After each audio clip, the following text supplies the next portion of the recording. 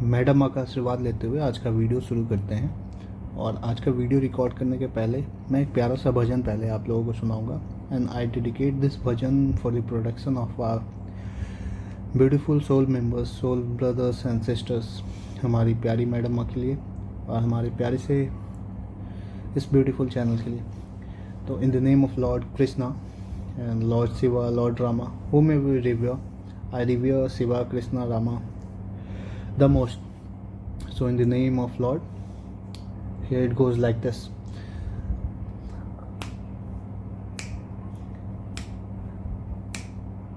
आत्मा रामानंद रमना, आत्मा रामानंद रमना, अच्युत केशव हरिनारायण, अच्युत केशव हरिनारायण, आत्मा रामा आनंद रमना, भव भय हरना वंदित चरना, भव भय हरना वंदित चरना, रघुकुल भूषण राजीव लोचन, रघुकुल भूषण राजीव लोचन, आदि नारायण आनंद शयना, आदि नारायण आनंद शयना, आत्मा रामानंद रमना, सच्चिदानंद श्री सत्यनारायण, सच्चिदानंद श्री सत्यनारायण, अच्युत केशव आनंद रमना, अच्युत केशव आनंद रमना, आदि नारायण हरिनारायण, आदि नारायण हरिनारायण, आत्मा राम आनंद रमना। चलिए आज का वीडियो यहीं पे शुरू करते हैं। तो लास्ट वीडियो में मैंने आपको बताया था कि जो हमारे प्रभु हैं, जो हमारे ईश्वर हैं, जो भी ईश्वर तत्व है, जिसे आप अल्लाह, वाहिगुरु, जिस भी स्वरूप में आप मानते हो, वो चेतना के स्वरूप में हर कण कण में मौजूद है। He is present everywhere, he is omnipresent, he or she. आप उस ईश्वर का, मैंने बताया कि फेमिनाइन फॉर्म भी है, मैस्कुलाइन फॉर्म भी है। तो आप ही और सी में मत पढ़ना। ये I revere him in the form of, right now he Krishna is in my mind, that why I am telling he. So उनको चैतन्य इसलिए बोला गया कि वो चेतना के स्वरूप में हर कण कण में मौजूद है। तो एवरीथिंग इज स्पिरिटेड नेचर। वो कितना स्पिरिटेड है, कितना अलाइव है, वो उसके ऊपर डिपेंड करता है। जैसे हम लोग ह्यूमन फॉर्म में, तो हम लोग कितना स्पिरिटेड है, कि हम लोग अपने स्पिरिट नेचर को फुल्ली एक्सरसाइज कर पा रहे हैं। अगर क्वेश्चन योरसेल्फ, अगर हम लोग अपने स्पिरिट नेचर को फुल्ली एक्सरसाइज कर पा रहे हैं, इसका मतलब क्या हुआ कि हमारा मैस्कुलाइन डायमेंशन जो है फुल पोटेंशियल पे ऑपरेट कर रहा है। अगर थोड़ा सा भी आप अपने स्पिरिट नेचर से डिसअलाइंड हो, आपको लगता है, तो means you have to work on yourself. आपको जैसे कि एक ओबीस पर्सन है, मान लीजिए मोटा पर्सन है, वो चाहता है क्या कि मैं हिमालय का ट्रेकिंग करूं, ठीक है। Means that obese person spirit telling him that कि मुझे उस चीज़ को फील करना है, एक्सरसाइज करना है इन रियल लाइफ। बट उसका शरीर, जो उसका फेमिनाइन मैनिफेस्टेशन जो इस कुदरत ने हमें दिया है, जिससे हम अपने मैस्कुलाइन को लर्न करते हैं, अपने सराउंडिंग को लर्न करके इवॉल्व होते हैं, कॉन्शियसली इवॉल्व हो रहे हैं, क्या वो कर पाएगा? नहीं कर पाएगा। इसलिए बोला जाता है कि हमारा शरीर टेम्पल की तरह, इसलिए इसको टेम्पल की तरह ही रखना। ये जो यूट्यूब पे जो बहुत सारे फूडी करते रहते हैं, ये मतलब जो हमारे एड्स होते हैं, they are playing just, basically क्या हो रहा है कि हमारे साइकोलॉजी के साथ खेला जा रहा है। Western philosophers think that mind is everything, but always remember, mind is just a tool. Mind is just a tool of our mind is just a tool for helping in our evolution, helping you to evolve consciously. और जितना ज़्यादा conscious होंगे, उतना ज़्यादा हम लोग अपने soul से कनेक्ट होते जाएंगे, उतना ज़्यादा हाईली स्पिरिटेड होंगे, उतना ज़्यादा लर्न करेंगे। फिर हमें अपने विजुअलाइजेशन से, अपनी इमोशनल स्ट्रेंथ से ही हम लोग बिना बाहर गए हुए भी सब कुछ को फील कर सकते हैं। ट्रस्ट में, these all are potentially means possible, सब कुछ हो सकता है। तो ये जो है आपको जो मैंने क्या बताया था डायमेंशन, दिस डायमेंशंस, देखिए आपसे ये डायमेंशन रेजोनेट नहीं है, अब मैं इसको डायमेंशन नहीं बोलूँगा, इसको मैं डेंसिटी बोलूँगा, because everything around us is in the form of energy, इसलिए इसको डायमेंशन में नहीं बोल सकता। Consciousness is always existing in the form of density. तो ये सारे डायमेंशन के फॉर्म में आप समझने की कोशिश करोगे तो आपको समझ में नहीं आएगा। These are density. तो हमारा जो लोअर एलिमेंटल स्टेट है वो लोअर डेंसिटी स्टेट में एग्जिस्ट करता है बिलो 1.6। क्यों? क्योंकि ये गोल्डन रेशियो के हिसाब से ही सब कुछ इवॉल्व हो रहा है, बाहर बढ़ रहा है, सब कुछ है। ब्रह्मांड भी उसी तरह फ्रैक्टल के फॉर्म में इवॉल्व हो रहा है, बढ़ता चला जा रहा है, घटता चला जा रहा है, कॉन्ट्रैक्ट भी हो रहा है क्वांटम नेचर पे, क्वांटम लेवल पे, मेटाफिजिकल लेवल पे, और हम लोग एक्सपेंशन को भी एक्सपीरियंस करते जा रहे हैं। और जैसे जैसे हम लोग ऊपर जाएंगे तो हमारा डेंसिटी मीन्स एनर्जी इंटरेक्शन जो है ना, कैपेसिटी जो होता है, अपने एनर्जी को कैसे हम लोग बाहर के एनर्जी स्टेट को समझ के उसको ट्रिगर करना सीख जाते हैं, इसी को बोलते हैं। कैसे? आपको टेस्ला ने इसका सबसे बड़ा एग्जाम्पल सेट करके गया था। टेस्ला वो इस एग्जाम्पल को सेट करके गए कि ह्यूमंस एटलीस्ट इसको समझ सकें, उनके इस छोटे से डिस्कवरी को, उसको छोटा नहीं बोल सकता हूँ मैं, बट वो लैंडमार्क था, वो क्या नींव का ईंट उन्होंने रख कर चले गए। अब ह्यूमंस को आगे हमारे फ्यूचर जनरेशन को उसको कैसे यूज़ करना है ये हमारे ऊपर है। हम लोग अभी भी एनर्जी क्राइसिस में क्यों जी रहे हैं? क्योंकि कभी हम लोग उस पर क्वांटम लेवल पे, कभी अपने ऊपर मेटाफिजिकल लेवल पे कभी हमने काम ही नहीं किया। अगर काम करेंगे मेटाफिजिकल लेवल पे तो ये एनर्जी क्राइसिस, ये सब जो स्यूडो क्राइसिस है, पैसे का क्राइसिस है, सब कुछ नहीं होता। अब हम लोग तो यहाँ पे क्या मैंने क्या बताया था कि प्लांट और एनिमल किंगडम सेकेंड डेंसिटी से थर्ड डेंसिटी तक एग्जिस्ट करते हैं, और वो फोर्थ डेंसिटी तक ले जाया जा सकता है। फ्यूचर में ये पॉसिबल हो सकता है, फोर्थ डेंसिटी में भी एनिमल्स को भी टैप इन कराया जा सकता है। ह्यूमंस थर्ड डेंसिटी से फिफ्थ डेंसिटी तक पहुंच जाएंगे, और फिफ्थ डेंसिटी के पहुंचने के बाद वो अनलिमिटेड पोटेंशियल उनके लिए खुल जाएगा। और एंजेलिक वर्ल्ड का तो बात ही अलग बात है। एंजेलिक वर्ल्ड का पहले हम लोग ह्यूमंस हैं, ह्यूमंस की तरह सीख लें पहले, तो ह्यूमन वर्ल्ड में टैप इन करके देखते हैं कि एक्चुअली हो क्या रहा है। तो ठीक है, ह्यूमन वर्ल्ड में टैप इन करने के पहले हमें ये समझना होगा इक्वालिटी और इक्विटी क्या आता है। हमें हमेशा बताया जाता है we all are equal, but in fact at the soul level, at the spirit level कुछ भी इक्वल नहीं है। याद रखिए, कुछ भी इक्वल नहीं है, क्योंकि आपको सेकेंड वीडियो में मैंने बताया था कि सब कुछ, हर जीव जगत में हर स्पिरिट के पास अपना प्रारब्ध है, अपना उसके पास संस्कार है।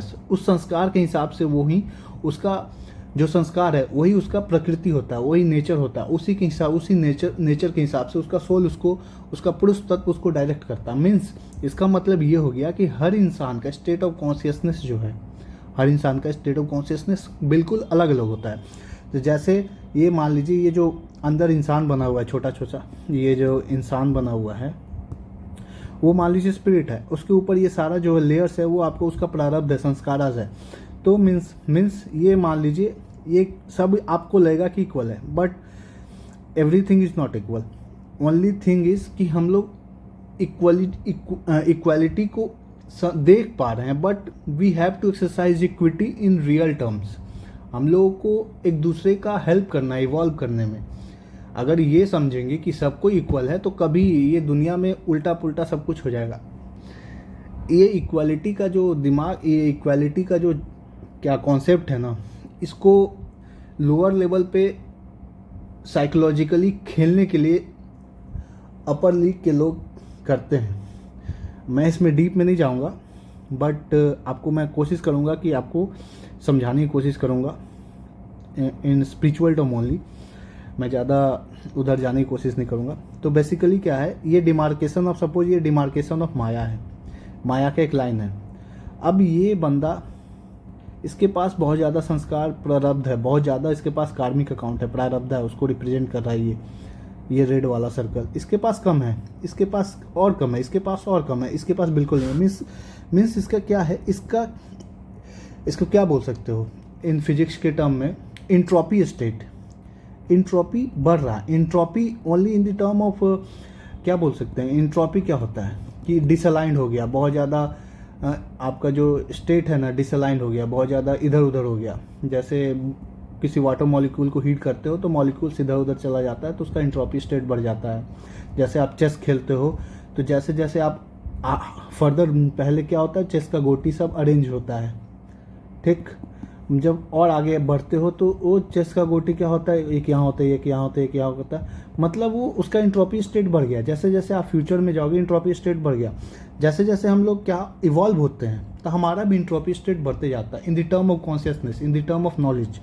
तो जैसे जैसे आप इवॉल्व होगे आपका भी एंट्रोपी स्टेट बढ़ेगा, ठीक है।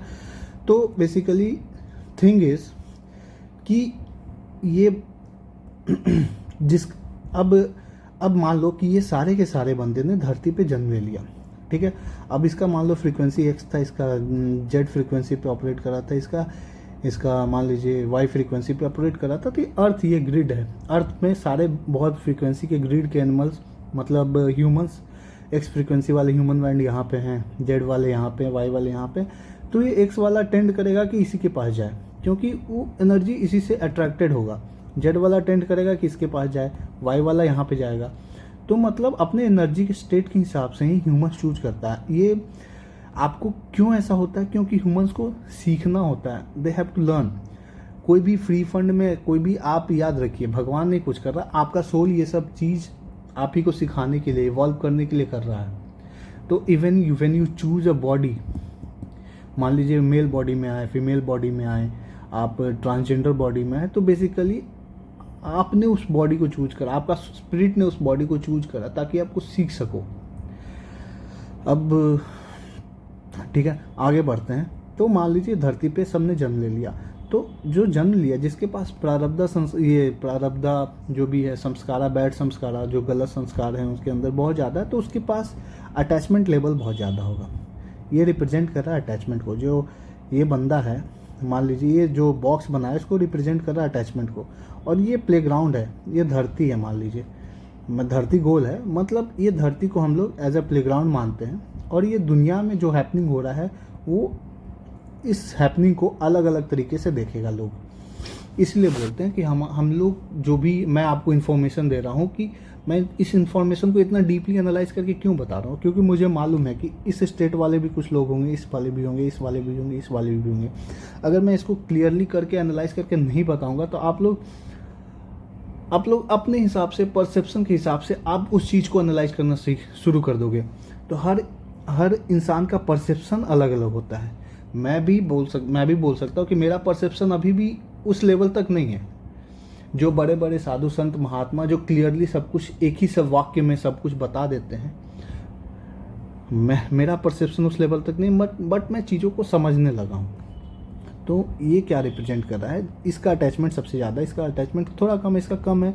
जैसे जैसे आपका प्रारब्ध संस्कार, जैसे जैसे आप इवॉल्व होते हो, आपका इंट्रोपी स्टेट बढ़ता है, अपना नॉलेज बढ़ता है, तो आपका अटैचमेंट घटता है। Means attachment is inversely proportional to knowledge, और नॉलेज बढ़ेगा तो आपका अटैचमेंट घटेगा, ठीक, याद रखिएगा।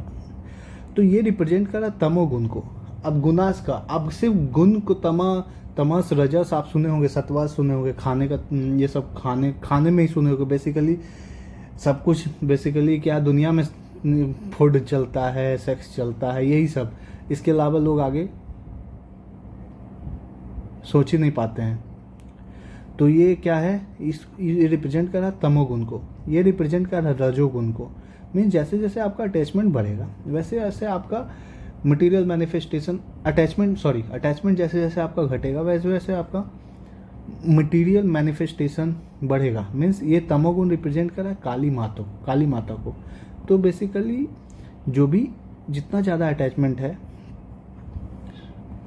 मतलब जितना ज़्यादा अटैचमेंट है उतना ज़्यादा आपको सीखना है, उतना ज़्यादा आपको उस कुकून ऑफ लाइफ में रहना पड़ेगा, इस धरती से, माया से जुड़ा रहना पड़ेगा। इसलिए लोग जितना ज़्यादा लोग अटैच होते हैं उतना ज़्यादा वो सफ़र करते हैं, क्योंकि they are still in the cocoon of the maya. और जैसे जैसे आप आगे बढ़ते हो तो काली से लक्ष्मी की तरफ बढ़ते हो, लक्ष्मी माँ के तरफ, तो आपका मटेरियल मैनिफेस्टेशन बढ़ा। लेकिन अब इससे आगे बढ़ने के लिए आपको और अटैचमेंट को ड्रॉप करना होगा, तभी आप सत्वा की तरफ पहुंचोगे। सत्वा रिप्रेजेंट कर रहा है मून को, सत्वा रिप्रेजेंट करता है माँ सरस्वती को। Saraswati is the goddess of, in Sanatan Dharma Saraswati is term as the goddess of knowledge. Moon represent knowledge, sun represent wisdom, material manifestation, life. तो रजोगुण रिप्रेजेंट करता है लक्ष्मी माँ को। She also represent material wealth, वो बहुत चंचल होती हैं। तो मतलब आपको जैसे जैसे आपको आगे बढ़ना है, आपको अटैचमेंट को ड्रॉप करना ही होगा। जैसे जैसे आप पूरा अटैचमेंट को ड्रॉप कर दोगे तो आप एकदम क्या हो जाओगे, आप इस माया से परे हो जाओगे मीन्स। और इसी को हम बोल सकते हैं मोक्षा कॉन्शियसनेस में लोग पहुंच जाते हैं अपने अटैचमेंट को ड्रॉप करके। तो क्या हो रहा है, जैसे जैसे आपका एंट्रोपी बढ़ रहा है, आपका इन्फॉर्मेशन इंक्रीज हो रहा है, तो क्या हो रहा है, ज्ञान का वृद्धि हो रहा है। तो आप यहाँ पे क्या हो, तमोगुणी, जब जो भी लोग तमोगुण में होते हैं, तमोगुणी होते हैं, वो एक्चुअली वो कुकून ऑफ लाइफ में होते हैं, वो अभी लाइफ को सीख रहे हैं। Means they are the fresh arrivals of in the human kingdom. वो धरती पे ह्यूमन किंगडम में जो भी फ्रेश अराइवल है ह्यूमन किंगडम में, वो तमोगुण में रहेंगे, क्योंकि उनको सीखना होगा, माया को सीखना होगा। और जो यहाँ पे होंगे वो बहुत वाइज सोल हो जाएंगे, बहुत हायर लेवल के सोल हो जाते हैं यहाँ पे। इसका मतलब ये नहीं कि वो स्ट्रगल नहीं करेंगे, स्ट्रगल सब करता है, क्योंकि यहाँ पे स्ट्रगल को एक क्या बोल सकते हो, ये जो स्ट्रगल आप देख रहे हो, ये फॉल्स स्ट्रगल को क्रिएट किया गया है। बोला जाता है ना, सब कुछ आप ही से क्रिएट हो रहा है। तो अपने आप को इतना बढ़ा दो कि आप मैनिफेस्ट खुद वो होता चला जाए। तो अपने ऊपर काम करना बहुत ज़्यादा ज़रूरी होता है। इसलिए इनर वर्क करने के लिए मैडम माँ हमेशा बोलती हैं, इसलिए प्राणायाम की करने के लिए मैडम माँ हमेशा बोलती है। सब कुछ आपको अपने ऊपर हद से ज़्यादा काम करना होता है, ताकि आप जो भी है, आपका मटेरियल डिज़ायर है, बॉडीली डिज़ायर है, सबसे ऊपर उठ सको। जब ऊपर उठ के देखोगे ना, तो ये सब जो डिज़ायर आएगा भी ना, तो आपको मन नहीं करेगा, because they are so low level energy. आप एक सर्टेन एनर्जी को जब टच कर लेते हो, मान लीजिए आपका जो भी है, आपका डोपामिन किक हुआ कोई भी चीज़ करने से, आप यहाँ तक पहुँच गए। और आप मान लो कि एक सर्टेन एनर्जी स्टेट है, ABC एनर्जी स्टेट है, मान लो आप इसको एनर्जी स्टेट को टच कर लेते हो, तो इस एनर्जी स्टेट का वैल्यू ख़त्म हो जाता है, आप इसमें आना ही नहीं चाहते हो। तो इसलिए आप कोशिश करो कि आप इवॉल्व करने का कोशिश करो, आप अटैचमेंट से दूर हो जाओ। अटैचमेंट से दूर होने का मतलब ये नहीं होता है कि आप छोड़ दो। अटैचमेंट से दूर होने का मतलब, इसी को योग माया बोला जाता है हमारे वैदिक धर्म में। योग माया मीन्स आप जुड़े, आपका जो शरीर है उस चीज़ को एक्सरसाइज तो कर रहा है, लेकिन आपका जो स्पिरिट है, आपका जो सोल है, उससे अटैच नहीं है। यही योग माया है, और यही मोक्षा कॉन्शियसनेस भी है। एक्चुअली मोक्षा कॉन्शियसनेस यही है। आगे बढ़ते हैं। तो क्या हो रहा है, मान लीजिए एक सोल है, ये फर्स्ट टाइम धरती पे एंट्री किया, ये मान लीजिए ये 100 बार इस धरती पे आ चुका है, तो मीन्स इसके पास एंट्रोपी स्टेट बहुत कम होगा, इसका एंट्रोपी बहुत हाई होगा। ठीक, तो ये कहाँ से आते हैं, बेसिकली प्लांट और एनिमल किंगडम में जो भी एनिमल्स है, जो ह्यूमन कॉन्शियसनेस के बहुत क्लोज है, वही ह्यूमंस किंगडम में टैप इन करते जाते हैं। तो आगे बढ़ते हैं। तो एक्चुअली क्या हो रहा है, मान लीजिए हाई ईगो स्टेट में योग माया को एक्सरसाइज कर रहा है, ये जो हायर, एक बताया ना मैं, एक हायर स्टेट को ये अटेन कर चुका है, वो टच कर चुका है। और ये मान लीजिए लोअर ईगो स्टेट में ये महामाया को एक्सरसाइज कर रहा है, दुनिया को एकदम अटैचमेंट के नज़रिए से देख रहा है, वो सब कुछ को पकड़ के रखना चाहता है कि उससे कुछ छीन ना जाए। एक्चुअली कुछ है ही नहीं आपका शरीर ही आपका नहीं है, तो आप क्या ही पकड़ के रख सकते हो। आपका शरीर कुछ समय के लिए आपको दिया गया ताकि आप कुछ सीख सको। तो जैसे जैसे यहाँ से एनर्जी ट्रांसफ़र होगा तो इसका एंट्रोपी बढ़ेगा। तो एंट्रोपी बढ़ने का मतलब क्या हुआ, एंट्रोपी जैसे जैसे इंक्रीज होगा, नॉलेज इंक्रीज होगा, तो क्या होगा, अटैचमेंट आपका डिक्रीज होगा। तो इसको बोला जाता है कि अटैचमेंट डिक्रीज हो रहा है। इसी को बोला जाता है correspond to the component of दान दक्षिणा, इसी को बोलते हैं। और हमारे शास्त्रों में लिखा गया है कि आपके आय का कम से कम 6 से 10% दान करना चाहिए। दान करने का मतलब ये होता है कि आप उस स्टेट से अपने अटैचमेंट को धीरे धीरे आप सीख रहे हो कि आप अटैचमेंट उस एक्यूमुलेशन को आप लूजन कर रहे हो, ताकि आपको ऊपर आपके पास और ज़्यादा आ सके। आपको सब कुछ दान नहीं करना। और दान याद रखिए, किसी को भी दान कैसे करना चाहिए। दान करने का मतलब ये नहीं होता है कि दान करने का मतलब होता है कि आप उसके इंट्रोपी स्टेट को इंक्रीज करना सीखो। ये याद रखिएगा। दान से, अगर आपका दान से किसी को दान कर रहे हो, किसी को नॉलेज दे रहे हो, किसी को ज्ञान दान दे रहे हो, किसी को अर्थ का दान दे रहे हो, मतलब आप पैसे का दान दे रहे हो, किसी को कर्म दान दे रहे हो, तो दान से उसका क्या, सामने वाले का क्या फ़ायदा हो रहा है? क्या ये इंट्रोपी स्टेट उस चीज़ का जिसमें आप इन्वेस्ट कर रहे हो उसका इंक्रीज हो रहा है? आपको सबसे पहले ये देखना है। जैसे आपने किसी भिखारी को 10 रुपये दिया, उस 10 रुपये से उसका इंट्रोपी स्टेट इंक्रीज होगा? अगर हाँ तो ठीक है, आप दो। अगर नहीं तो आप कुछ और कोशिश करो कि उसका इंट्रोपी स्टेट, उसका स्टेट ऑफ कॉन्शियसनेस कैसे ऊपर उठे। तो उस ऊपर उठाने के लिए आपको उसके आत्मा को झकझोरना पड़ेगा। पैसे से सब कुछ नहीं इवॉल्व किया जा सकता। किसी को आप उठा के, एक भिखारी को मैंने मान लो सीईओ बना दिया किसी कंपनी का, वो क्या वो कंपनी को चला पाएगा? कभी नहीं चला पाएगा। एक सीईओ कंपनी को इसलिए चलाता है क्योंकि वो एलिजिबल होता है उस पोजीशन के लिए। अगर भिखारी अगर सीईओ बन जाता है तो वो सिर्फ पपेट बन जाएगा, वो 3-4 लोगों का पपेट बन जाएगा, वहाँ पे बस बैठा रहेगा नाम का। इसलिए बोला जाता है कि दान इस तरह कीजिए कि आप उस दान से देने से किसी चीज़ का एंट्रोपी स्टेट बढ़ रहा है। आपको ये सीखना होगा। जैसे मैं इस चैनल में इन्वेस्ट कर रहा हूँ, तो मुझे पता है कि मैं इन्वेस्ट कर रहा हूँ, मुझे पता है कि आप इस चीज़ों से सीखोगे, मुझे पता है। तो ज्ञान दान क्यों दे रहा हूँ? आप लोगों का एंट्रोपी स्टेट बढ़ेगा। मैडम माँ हमारे साथ इतना इवॉल्व क्यों होती हैं, इतना हम लोग से हम लोग को पुश क्यों करते रहती हैं? वो भी यही चाहती है कि हम लोग का एंट्रोपी स्टेट बढ़ सके। अब मैडम माँ को हम लोग दान दक्षिणा करेंगे किसी भी फॉर्म में, मान लीजिए मैं किसी भी फॉर्म में दान दक्षिणा, तो क्या होगा? अब मैं उनको दान दे रहा हूँ तो क्या उनके प्रोजेक्ट में वो पैसा जाएगा, प्रोजेक्ट में पैसा जाएगा। सिंपल सा बात है, वो सर्टन एंट्रोपी स्टेट बढ़ रहा है। तो यही होता है, दान का कॉन्सेप्ट ही यही है। तो आपको हमेशा ये देखना होगा कि आपके दान से किसी का नॉलेज इवॉल्व हो रहा है कि किसी का कॉन्शियसनेस इवॉल्व हो रहा है कि नहीं। हाँ, दान बेसिक नीड आप पूरा कीजिए। बेसिक नीड के बाद आपको हमेशा ये देखना होगा कि उसका एंट्रोपी स्टेट हमेशा बढ़े। अगर हाँ, मैंने अक्सर देखा है कि ठंडे में क्या होता है, लोग कंबल बांटते हैं और कुछ लोग उसमें से 50% लोग कंबल को जाके सस्ते दाम में फिर बेच देते हैं, वही फिर दोबारा रिसर्कुलेट होता है। ऐसा बिल्कुल मत करना। उनका हमेशा कोशिश करना कि उनका एंट्रोपी स्टेट बढ़ाओ, उनको नॉलेज दो, उनका बेसिक नीड पूरा करो, उनके एंट्रोपी स्टेट को बढ़ाओ, आप आगे बढ़ो। आप बहुत इवॉल्व हो जाओगे, छोटी छोटी चीज़ों को समझने लगोगे तो आप इवॉल्व होगे। सबको मदद करना, दिल खोल के मदद करना नहीं कर सकते, नहीं तो आप कंगाल हो जाओगे, एनर्जी वाइज भी, मटेरियल वाइज भी। याद रखिए, always remember, concept of equality is a pseudo thing on earth at the spirit level. आपको हमेशा इक्विटी को एक्सरसाइज करना, हमेशा आप लोगों को मदद करना होगा। जैसे